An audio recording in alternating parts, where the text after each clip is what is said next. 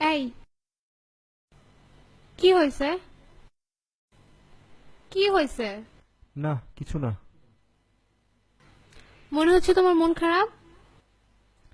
আচ্ছা আমি তোমাকে একটা কোশ্চেন আস্ক করি, হ্যাঁ? তুমি সত্যি সত্যি অ্যান্সার দিবা। Who is Tarek the handsome?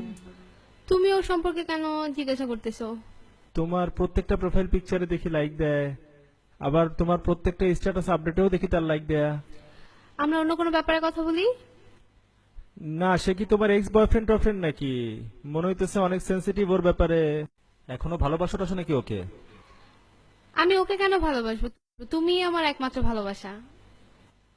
তাইলে কি ও তোমার ভাই? না না, এরকম না।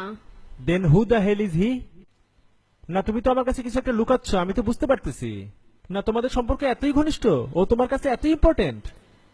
আমি যদি সিক্রেটটা ডিসক্লোজ করি তুমি আমার উপর রাগ করবা। দেখো আমার কিন্তু সত্যি এখন অনেক রাগ লাগতেছে। আমি সত্যি বলতেছি। ধ্যাৎ! না, আমার আর তোমার সাথে রিলেশন রাখা সম্ভব না। আমি বলবো, কিন্তু তুমি প্রমিস করো আমার উপর রাগ করবা না। আচ্ছা বলো।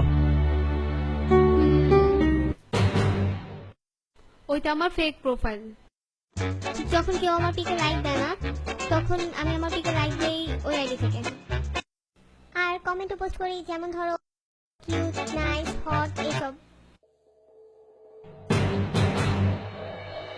আমায় ভাসাইলি রে, আমায় ডুবাইলি রে, অকুল দরিয়ার বুঝি কুল নাই রে।